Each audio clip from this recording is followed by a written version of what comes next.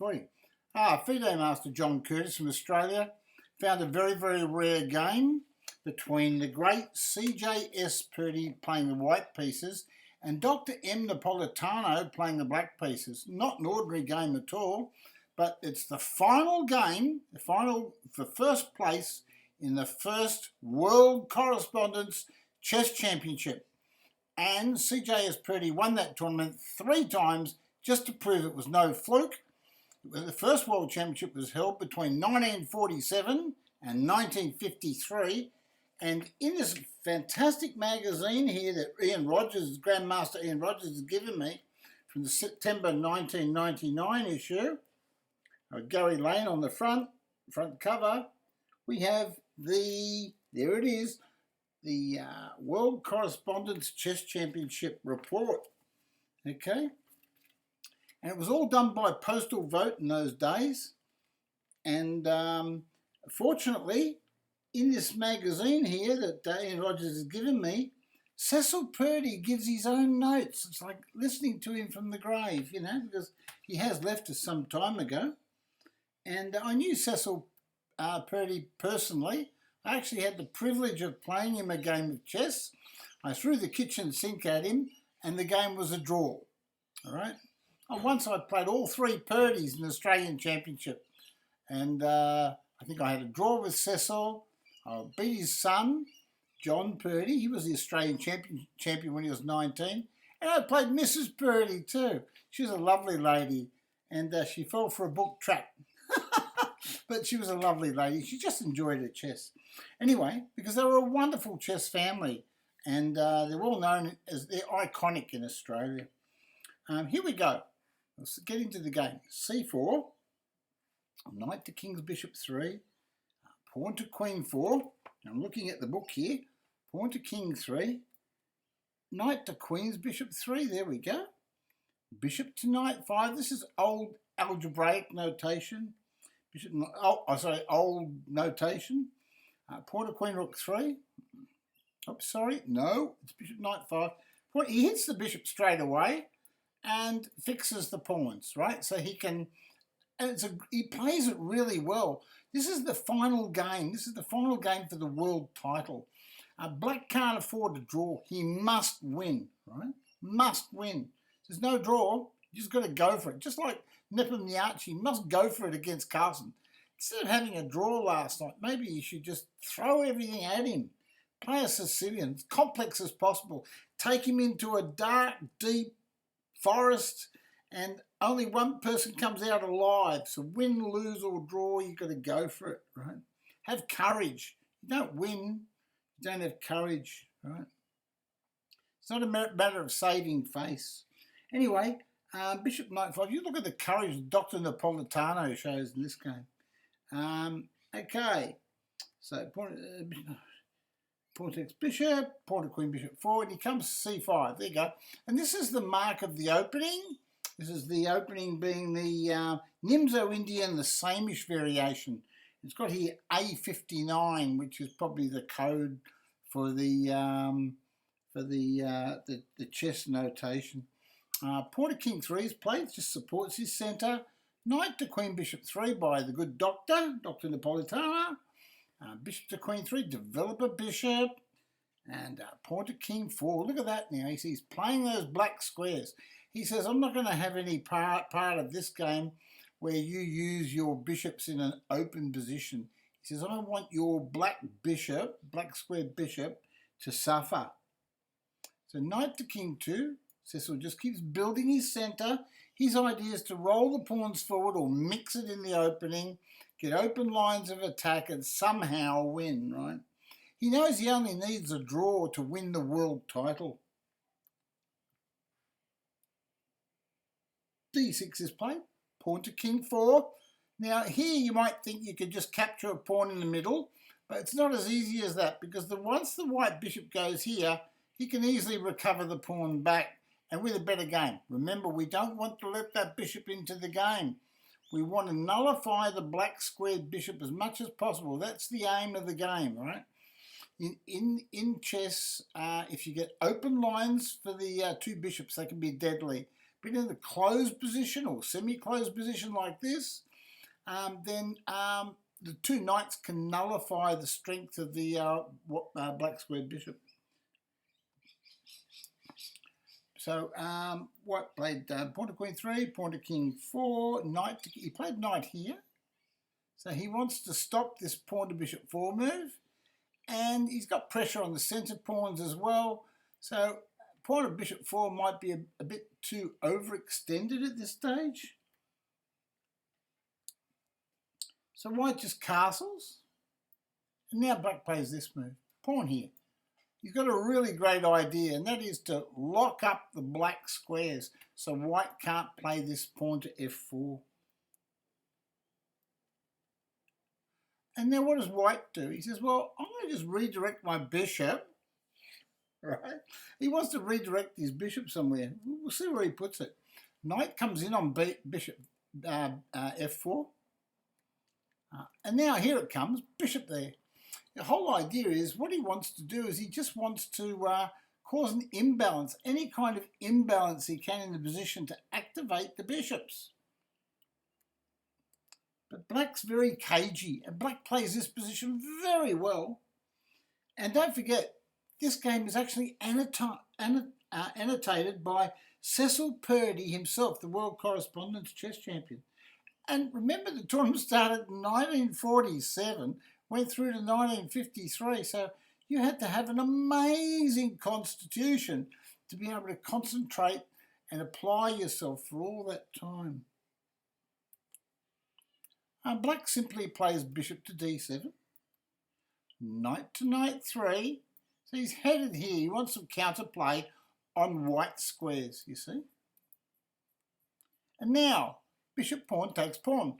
Black liquidates in the centre and tries to give white problems. Remember, he must win the tournament to win the World Correspondence Chess Championship. You know what Cecil Purdy says here? He says, this is an aggressive scheme, Cecil says, that black was playing for, and I was very inviting, he said. He said, I had analysed it as leading to a game full of complexity favouring white. Well, the engine says white's better. What I did not know, Cecil says, was that it fitted in well with black's imaginative and aggressive style. Anyway, so Cecil takes the knight off, right? Bishop takes queen knight, so he takes this one. Pawn takes bishop, okay? And now pawn takes pawn. And now you can see what's happening here. They're liquidating, and we're basically getting down to an open middle game. Cecil's trying to get an open middle game. So white's actually winning this position. So Cecil's played this perfectly so far.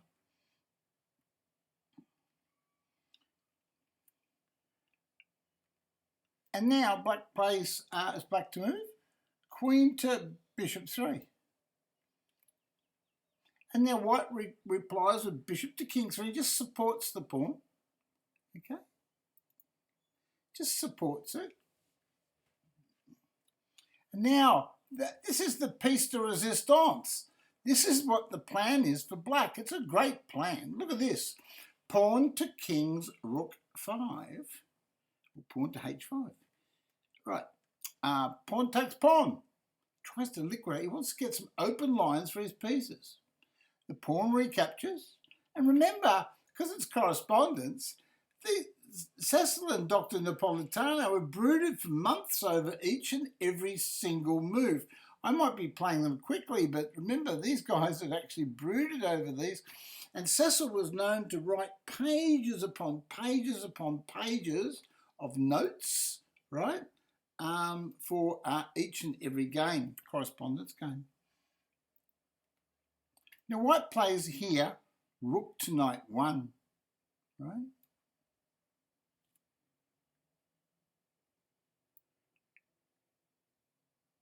And black plays rook to queen 1.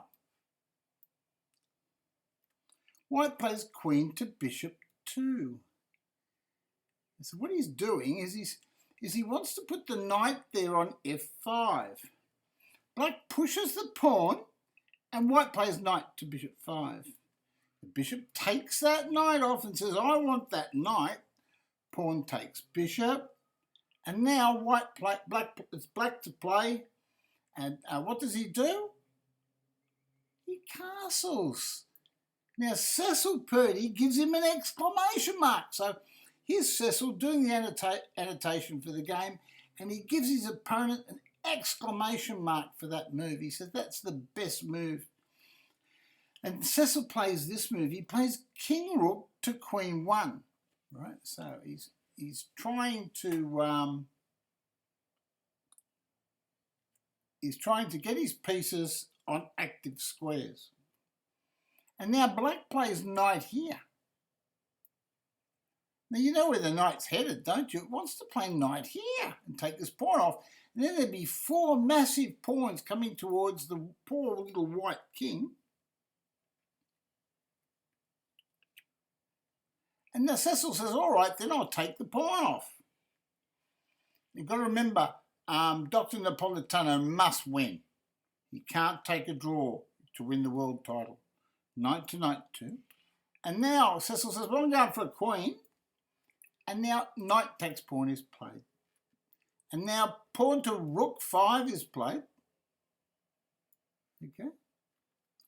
Now, Cecil Purdy says here, so the triple World Correspondence Champion, which he was later, he says here in his notes, so we're speaking from the other world here, he says, White faced a question discussed by none other than Dr. Cecil Purdy as to whether to let a pawn come to king rook 6, that's this square here, or stop it by pawn to king rook 3. Okay? He says to let it come and then play pawn to king knight 3 is better for the endgame. Dr. Cecil Purdy, the world chess champion. So you might think, oh, but this is just a correspondence world championship, not a real one. This is just postal stuff. No. The world chess champion, Dr. Tarash, is watching closely and commenting on the game and says something very famous in his words. He says to let it come and then play pawn to king knight 3 is better for the endgame. He said, but then makes his famous epigram, Cecil says. But between the opening and the endgame, Dr. Tarash says, the gods have placed the middle game. He concludes with the advice to play pawn to king rook 3. So there you go. So pawn to king rook 3 is recommended. Looking at this game objectively, Cecil Purdy says, I concluded that it bears out his advice. In other words, he should have played pawn to king rook 3. By defying it here, white gets a passed pawn rapidly to the 7th rank, but it does not outweigh the disruption of the castle position. Right? So he pushed the pawn on here to rook 5, but now comes pawn to rook 6. Okay. And now pawn to rook 6. So they both play the same. Rook goes to rook 1. The bishop flies back to bishop 5 and hits the castle. The king rook goes to king 1. The pawn goes for a queen. And now pawn to king 5. And Cecil said, Dr. Napolitano, you genius. Right? He says, this is a great move. He said, black's queen and knight are troublesome. And now the king rook is not entirely restricted to defence. And white plays rook to b7. Black plays knight to h4. And look at this king. This king looks like it's in a lot of bother. White plays queen to knight 3, threatening queen takes pawn. White wants to take the h pawn. And also white wants to play rook here and make a queen too. Black plays queen to bishop 4. So what's he threatening? Well, he might be threatening queen to knight 5, and he's threatening queen takes bishop. And now white plays rook on queen 1 to queen 7 and gets an exclamation mark as the best move. Wow, this is dangerous stuff, isn't it? He says, Cecil Purdy says, in playing this, I almost resigned myself to a draw. But Napolitano refrains from forcing the draw, as on all the positions as he knew them, it would have given him the title. So there you go, he refrains on taking the draw. He could have a draw in this position, but he decided not to because he wanted to win. So he plays this move here, knight to bishop 6 check. And he gets a double exclamation mark and a question mark, even though it's a losing move. You've got to remember, he can't take the draw because the world title's at stake. What do you do? Even if you're going to play a bad move and not go for the draw, you've got to try to complicate the whole thing as much as possible and confuse the crap out of your opponent. So white takes the knight, and now the pawn takes the pawn. He's threatening checkmate down here, folks. Right? He's not worried. He's going for it. So you've got to, when you might have a win as white, but you still have to navigate the position. Look, queen checks is threatened as well. That's a checkmate. Check here and checkmate. The bishop's attacked. So black's got an attack here.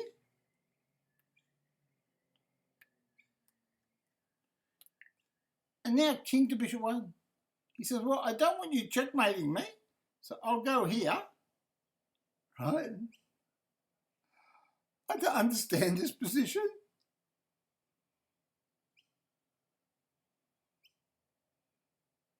He plays king to bishop 1. This must have had pages and pages of analysis.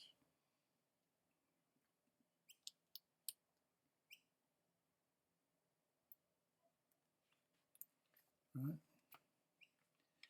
It says the miserly bishop to king 3 allows a draw. Right?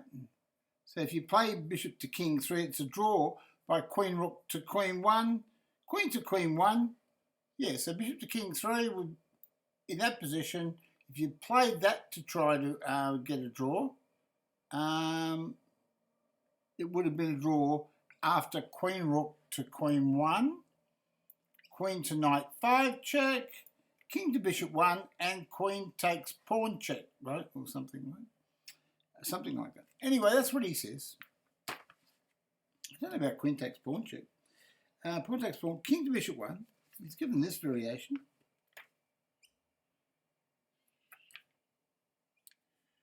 Queen takes bishop. He's taken the bishop off.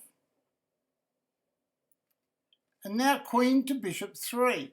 Goes here. You would think in this position, he gives himself an exclamation mark for that as the only move possible. Let's see what the engine thinks. Queen to bishop 3. And the engine seems to agree with it. White's still winning after queen to bishop 3. Why can't you take the pawn off here? Oh, queen takes pawn check would be mate, wouldn't it? A mating attack. You see, you can't take that pawn. That looks like a natural move, but queen takes pawn check would probably mate you. So queen to bishop 3. Okay. He wants to play rook takes pawn, so then he can threaten mate there, you see, with the queen. So black plays rook to king bishop 1. Okay. And now queen to queen 3. You just make another little queen move. You don't take the pawn because the queen takes pawn check. You play queen to queen 3. And now look at the threat that Cecil makes. He threatens check here. Remember, he's only got a draw to win the World Championship. And if you take the queen, pawn takes queen, will be rook check, and rook checkmates on g7. But black sees that and he plays queen to king 4 and now threatens another check down here. I mean, he's still attacking. Black's still attacking. He won't let go, will he?